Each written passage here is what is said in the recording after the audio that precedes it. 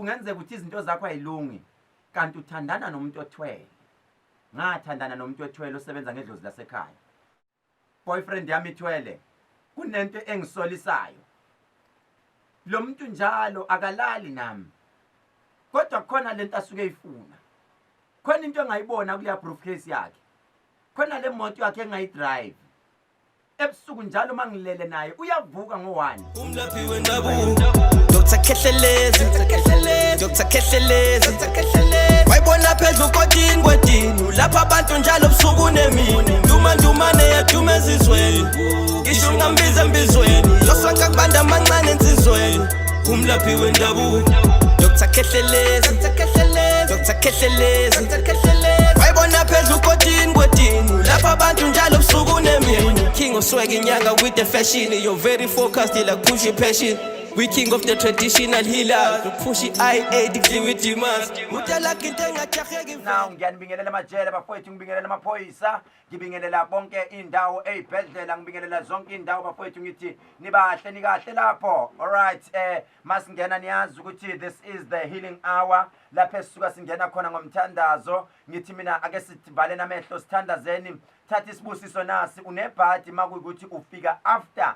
umthandazo usungenile but anyway mawufika before umthandazo ungene ngithi mina unenhlanhla baba izwi lakho linamandla baba liyaphila babe emagameni amathathu elikayisenele ndodana nangumntana wakho njengamanje ufaka ama headsets mntana wakho njengamanje ungilalele endaweni ezehlukene ngimnika isibusiso ekseni enhle kangaka uNkulunkulu waphakade ogulayo mbusise inkosi yasezulwini oseyinkingeni ongasebenzi mphu umsebenzi egameni laphakade ngiyakhuleka Jehova nomusa mabelalela inkosi yomsale show babusiseke qede bese kushintsha impilo zabo inkosi yomsa lithe iBhayibheli lakho inkosi yomsa bathi sebelizwile izwi bahlabeka inkosi yomsa qede basibe yashintsha egameni lomusa siyabakhulekela abantwana bakho ngegama lika Jesu siyakhuleka amen right ekseni enhle kangaka siyanibingelela kwivuma ngibingelela abalaleli abahle ngibingelele futhi again and again thank you so much for listening to my show ekseni njalo uhlalulalela ishow yami eGreat Town ngiyanibingelela eLundi ngiyanibingelela Paul Petersburg eMtubatuba Mpangeni ngiyanibingelela eLundi elimahlikahlikana ngiyanibingelela yonke indawo bafowethu noma ngingakayibali indawo yangakini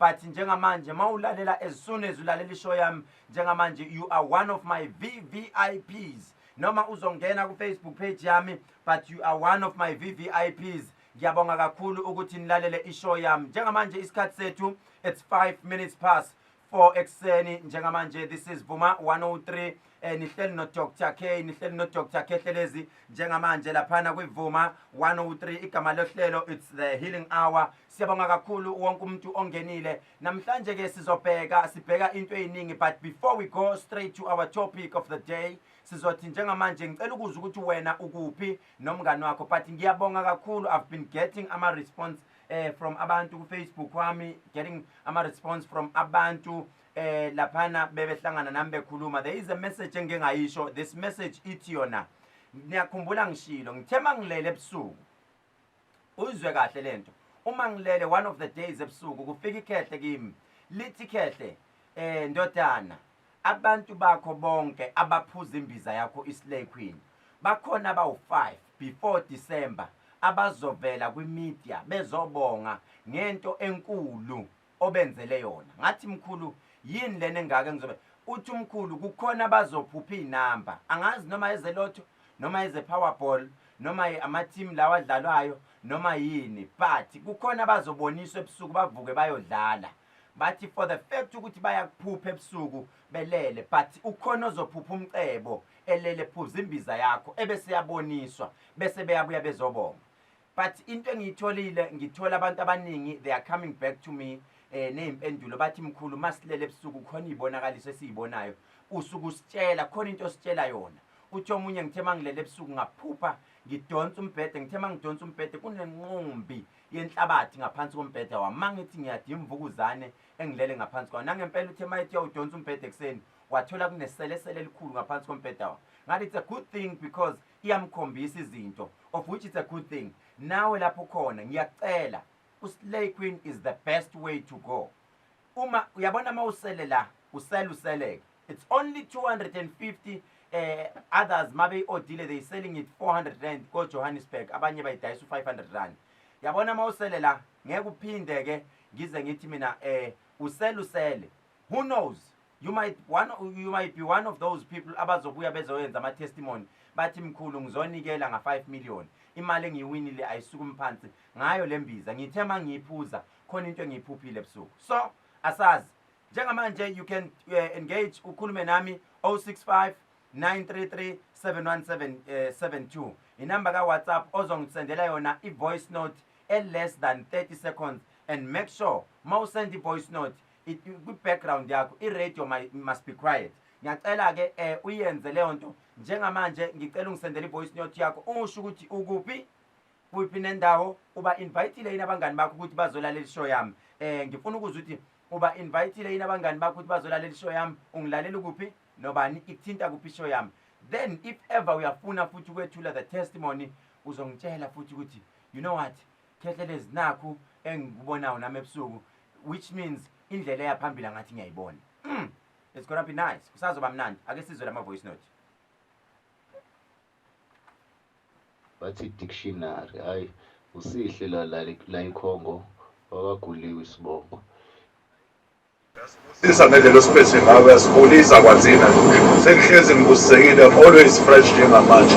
Njalo uma sengizolalela wena ngiyabusiseka nje mkhulu. Sekuba khona umthandazo omncane njalo engiwenzayo ngizokulalela. Ngiyabonga. Sawubona Dr. K ekuseni. Sinawe sikulalele sonke sinawe e-ladies house sikulalele. Wow. Wow. Look at love. Wow. Good morning, ladies' house. Ngikhohliwe bafowethu. Good morning. Bosisi, good morning bomama. Zintoka zezinhle ladies' house. Bangaka sebeyitholile imishado lapha ladies' house. Ake ningihlebele bangaki nihlebe into ekhona noma nihlebe into engekho. Yay! Yanthanda.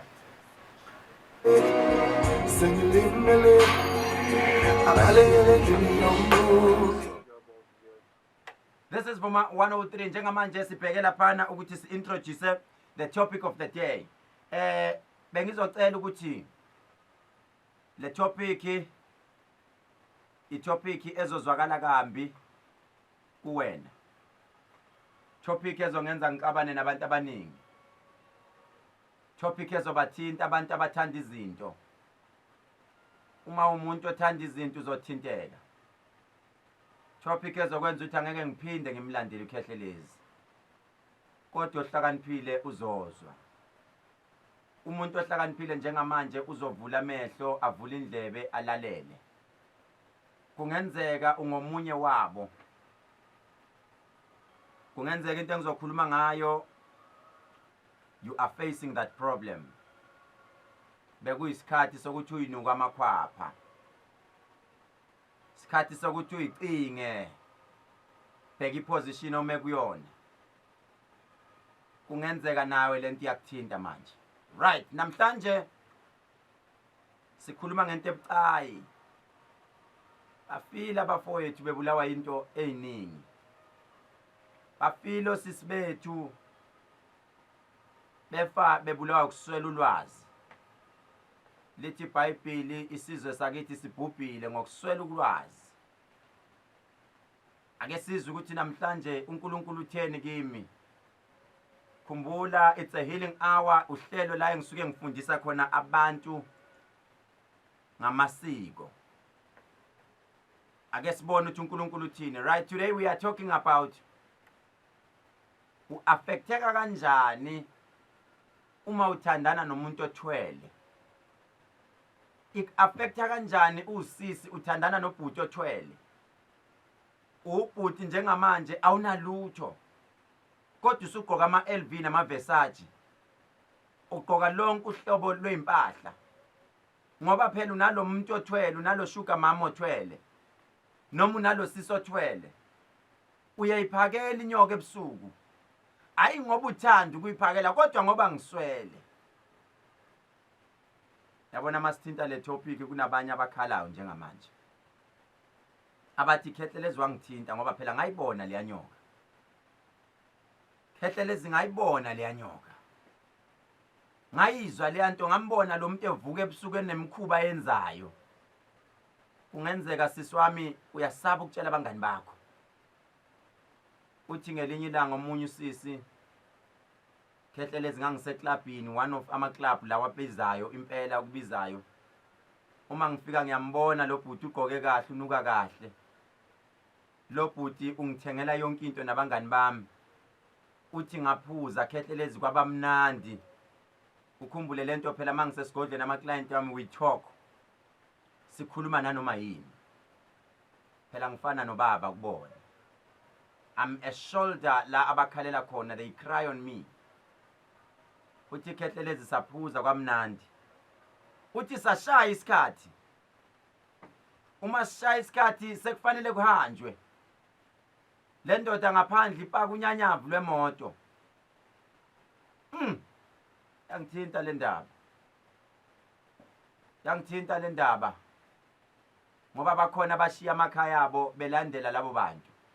Uthi masamba nale ndoda siya kweminye yemizi ebizayo. Mayifika le ndoda kune upstairs ne downstairs. Uthi nami ngangiphuzile ngidakiwe. Ngangidlile. Sithi isiZulu sukudlile. I was drunk. I was out. Basho kanjalo amantombazana athi I'm drunk. But even though I was drunk, ngangibona ukuthi kwenzakalani. Uthi ngangididwa ibhili ayikhokhile. Phela ngithi osisi basuke sebethi uGayi. UGayi ukhokha ibhili ka 230,000 eklabhini. Just imagine, Cubana. Ulapha eCubana ukuthi uphakela kwasani. Madlisa kumnandi. Uthi lo bhuti mayifika athi nginama invoice okufanele ngiwasende. Nyukuye upstairs yolala angikhombisa ibedroom athi lala lana ngiyeza. Busy ku laptop ubhuti wabantu. Uthi nami mangibheka umuzi ngibheka yonke into ngiyabona ukuthi cha ubhuti o serious lo.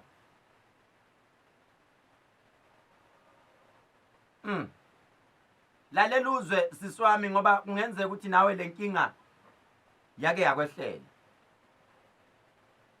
Lalela uzwe siswami lenkinga kungenzeka nawe uke waba kuyona noma ukuyona. Ubhuti wabantu kuthiwa athi ngizokujoyina lala lana sithando sami. Uthi usisi nginikwe yonke into, everything was white. Gown was white, my slippers was white.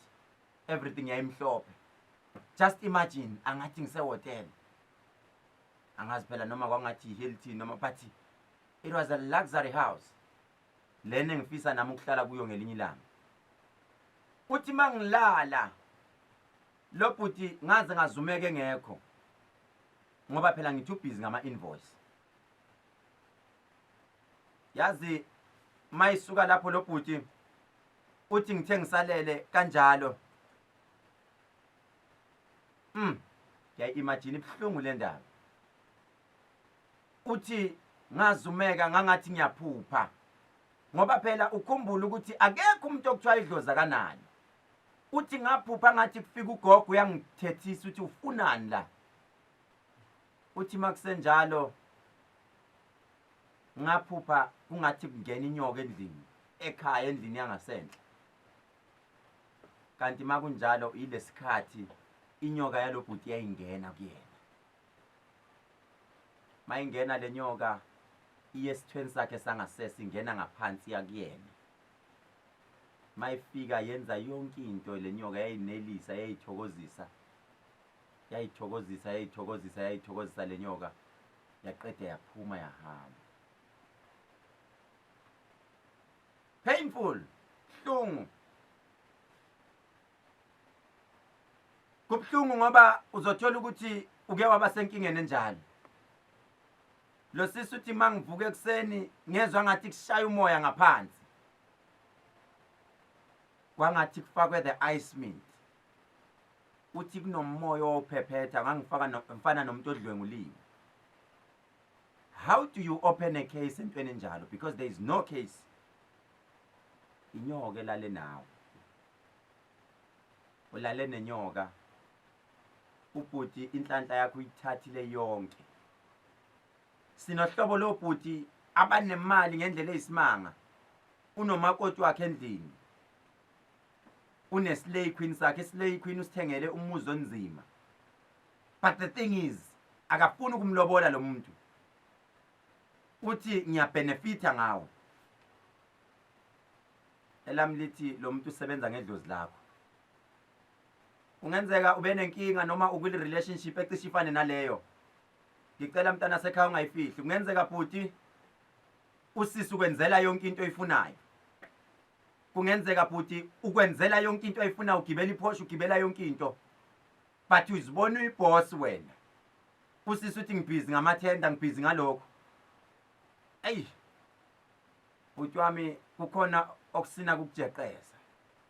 Ngizwe izige emva kwami zingilandela. Njengamanje ngicela ukhulume nami 086 10 10 300. Ngizoba amandla kakhulu kuma phone calls because I want you to share the story with me. Funa ushare story nami mangibuya kule ngoma noma ungishayele iWhatsApp 065 933 7172 065 933 7172. Kungenzeka uthi wena intombi yami ithwele. Boyfriend yami ithwele. Kunento engisolisayo. Lo muntu njalo akalali nami. Kodwa khona lento asuke eyifuna. Khona into engayibona kuya briefcase yakhe. Khona le moto yakhe engayidrive. Ebusuku njalo mangilele naye uyavuka ngo1. Khona into ayenzayo. Share the story with me. You are also allowed to be anonymous. Ngisho unga actor ivoice yakho ishintshe. But share the story with me ukuze ngikadvise. Kungenzeka ukuthi izinto zakho ayilungi kanti uthandana nomuntu othwele. Ngathandana nomuntu othwele osebenza ngedlozi lasekhaya. 065 933 7172. Mntana sekhaya ngithi kuwena idlozi lakini li strong but the thing uhlakaniphele umuntu othwele usebenza ngedlozi lakini. 065 933 7172. That's our WhatsApp number. Send me a voice note. Ngifuna ukukusiza. I am here to help you. Share the story with me.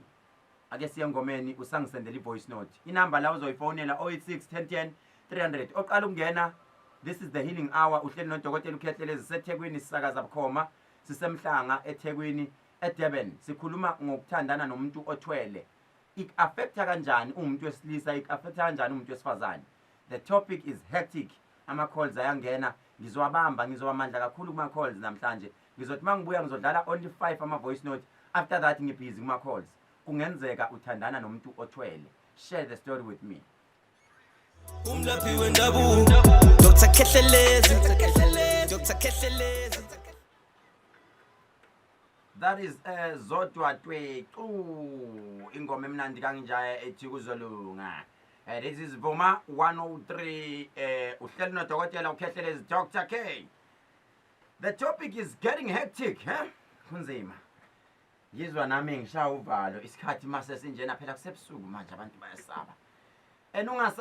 Ungasabi isho kanjalo enye ingoma ithi ungasabi Jeremiah nginguJehova wakho ngikhona. Guys, I'm here to give you in knowledge. I'm here to teach you because kungenzeka unenkinga njalo.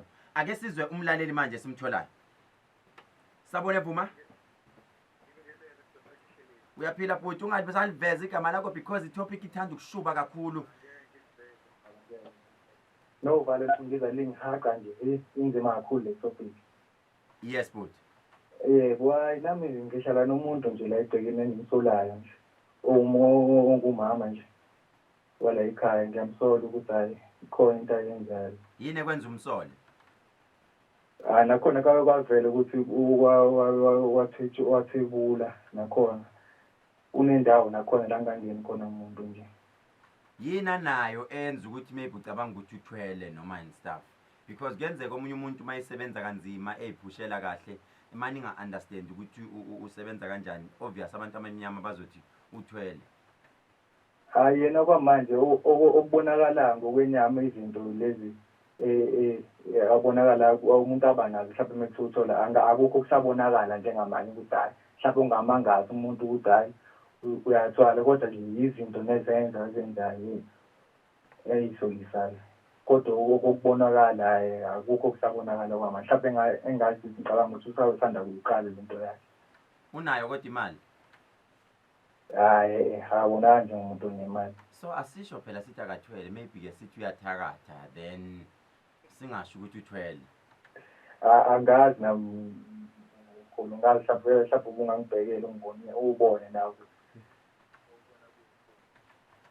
ake simiyeke kanjalo kwamanje futhi singam-accuse kakhulu because uyayibona leyo nto but qhubeka uhleli la ohlelweni sisaya kude sizofika lapho yazwa yabonga bhuti.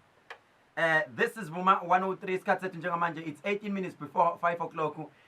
Inamba yami it's 086 1010 300. Ngicela njengamanje ufone sisi, kungenzeka uhleli unenkinga enjalo futhi unenkinga enjalo, share the story with me, hide your name, be anonymous. Sawubona kwivuma. Baba Khehlelezi. Mama uyaphila? Hey baba ngiyaphila la, ngalithanda lo hlelo lakho zokweLungu. Yes mama, sithini story sakho? Ngiyathanda nami ngothando lika love. Ulifihle nje igama lakho uligodle. Ithini inkinga yakho? Ngino 19 years. Ngathathwa inyanga ngahlala kwayo. Kwangathi yangilapha.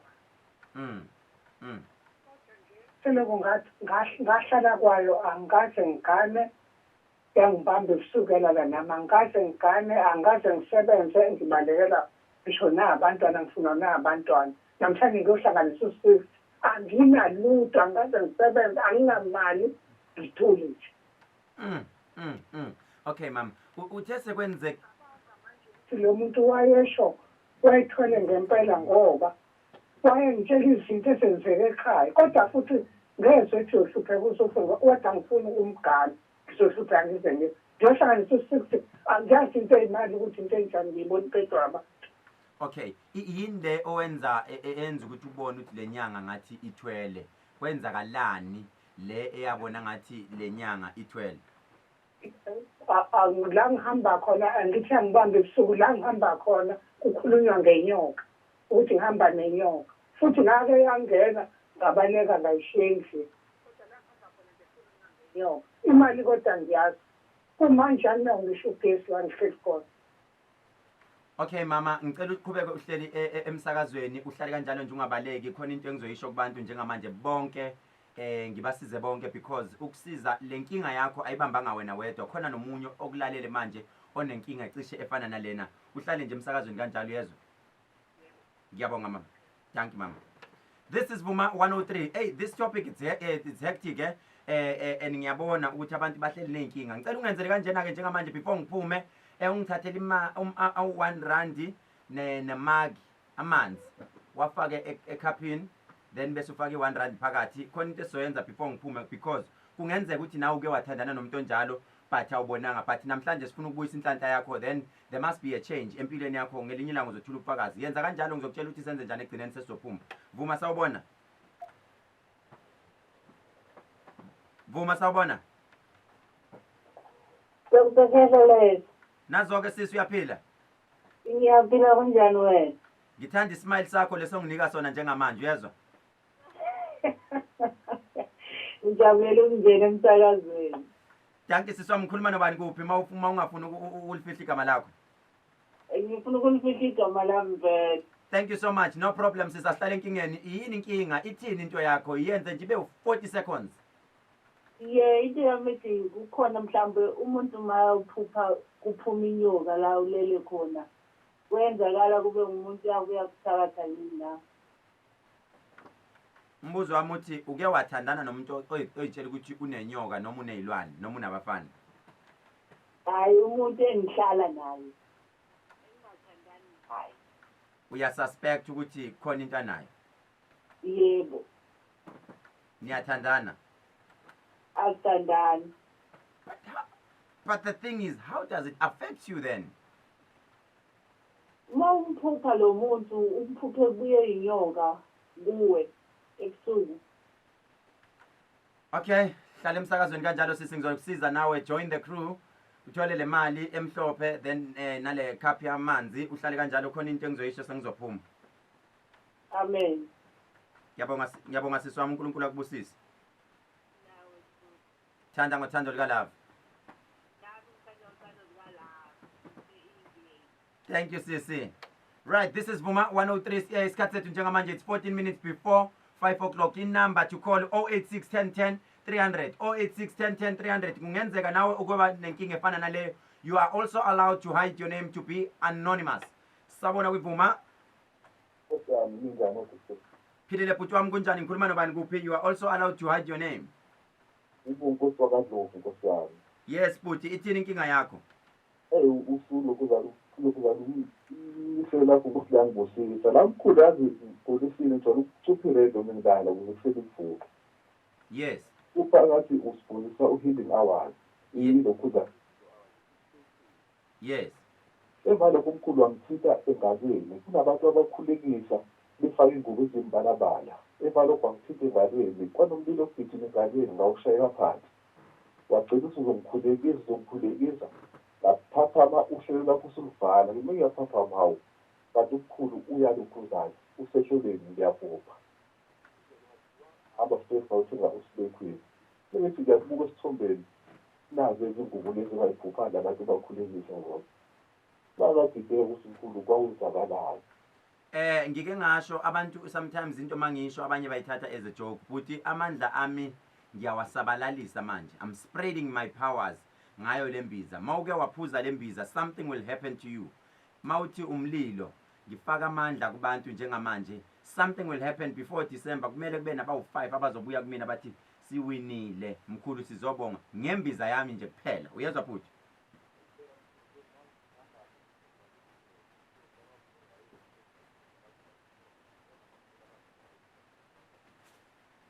Okay, siyabonga futhi ne. Thank you. Nikhumbula ukuthi ngishilo ngathi mina amandla ami ngiwasabalalisa ngembiza. This is Vuma 103 isikhathi sethu njengamanje it's nearly 10 to 5 o'clock. Ungazi ube late lokulalelene noKhehlelezi ake sizwe. Vuma sawubona? Vuma sawubona? Yebo sawubona. Yes kunjani? Ngiyaphila. You are allowed to hide your name. Ngikhuluma nobani kuphi ma ungafuni ukulisho akunankinga nalapho futhi. Akunankinga bhuti wami hlala phezu kodaba nje 30 seconds. Yes. Thole kanzima ngisiza abafowethu abasebenzi sebenze bahlanganisa 30 years. Nami sokuthi angibaleke lekhaya manje ubaba ongizalayo. Wabaleka la kunento vele icindezela abantu ingene endlini wazobaleka lekhaya sesifele sodwa nesalukwazi. Okay bhuti wami before ngikuvale ngiyeza ukuthi angathi inkinga nje ima ke bhuti ucabanga ukuthi ukhona yini othwele lapho noma uthini kimi?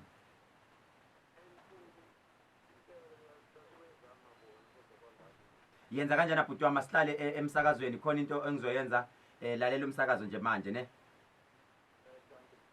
Thank you uphethe ikhehla lami.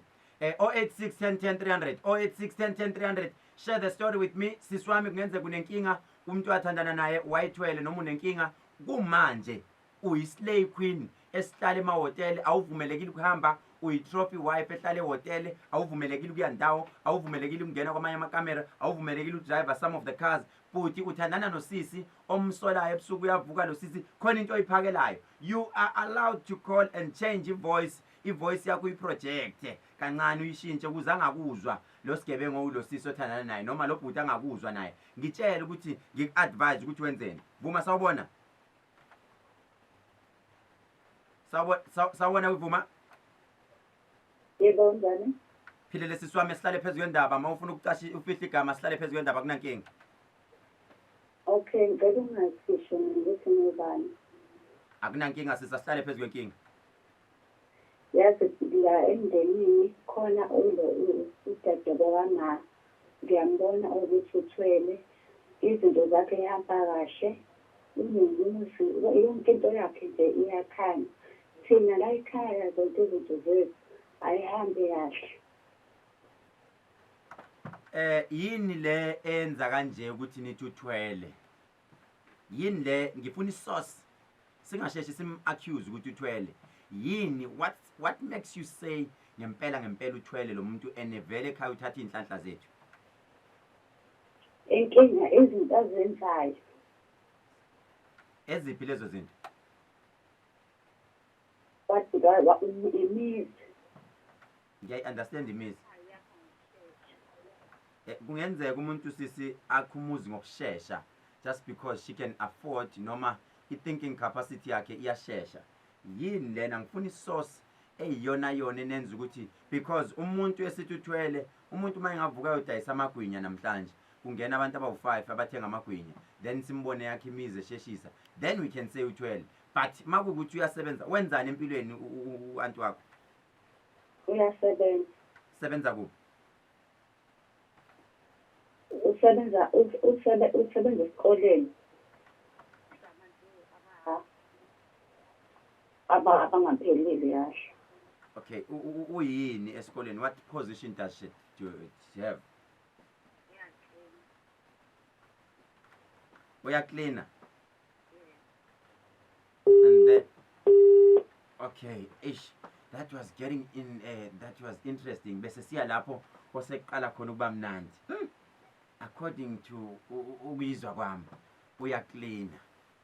uyacleana lo sisi but unemizi ebizayo that was my understanding angifuni ukusheshe ngim-accuse ukuthi uthwele because yabona leli gama lokuthi umuntu uthwele linzima kakhulu so asazi vuma sawubona abantu manje kunjani philile kuhle kunjani mhlekazi siyaphila futhi eyam into mna ndayiqwalasela 2010 ndidibana nalo sisi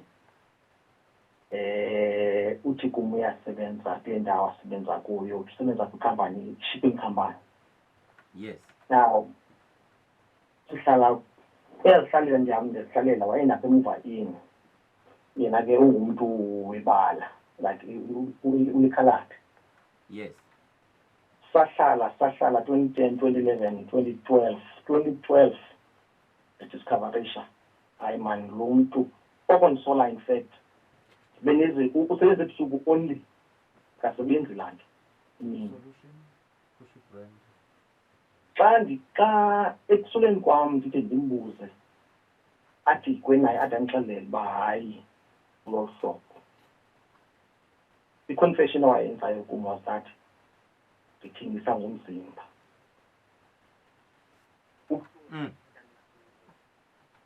ukuhlala nomntu ndithi ndimtshale ndimise nasekhaya kanti kwenzeka le nto but lalithini lisho lanindilandelela ntoni na elo ukudibana nomntu owenza imizilo lolo hlobo okay bhuti wami ungangizwa kabi i-affecte kuphi le nto wena ukuthi udayisa ngomzimba is it not part of umsebenzi or in i-affecte because ukhumbule sisemoyeni manje emsakazweni kunabantu abadayisa umzimba abalalele nabo and they are also following ishow and ikuphazamise kuphi wena le nto yokuthi uthola ukuthi umuntu wakho udayisa ngomzimba ikuphazamise kuphi abehloni honest kum from ekuqaleni kwethu if waye honest kum saqala ngingakwazi ukukhetha uma ndihlale naye kanye ningahlali naye very good yabonga bhuti usho ukuthi wena bewufuna i-trust which means the bridge of trust has been broken between the two of you angithi okay yabonga bhuti wami hlala emoyeni hlala emsakazweni ngizokunika isolution yazo ngiyabonga bhuti izinto ziyenzeka bafethu la ngaphandle this is Vuma 103 5 minutes before 5 o'clock and ngiyabona ama calls sangena ngithatha ukugcina angadli isikhathi kakhulu Vuma sawubona kuhle kunjani mhlekazi ngiyathola inkulu yes bhuti asihlale phezulu wendaba inkulu ngathi mkhulu lana nomakhelwane wethu mkhulu intombazana hayi enganalutho mkhulu eyisebenzela nje into wathandana nenye indoda hamba ngoma-AMG manje hamba ngoma-Golf 7 manje hamba ngoma-Porsche. Okay so don't you think ukuthi indoda yakhe iyona emthengelayo hayi mkhulu nendoda kadingenalutho akibambabambela ekontragini kuyicicima manje nisila abafundisi labambekhipha amaphepha emgwaqeni ayishintshe iy'moto so isethwalo leso mkhulu nami nginephupho la ngixolisa lokuthala lalela yima ungabaleki musu ubaleka isethwalo leso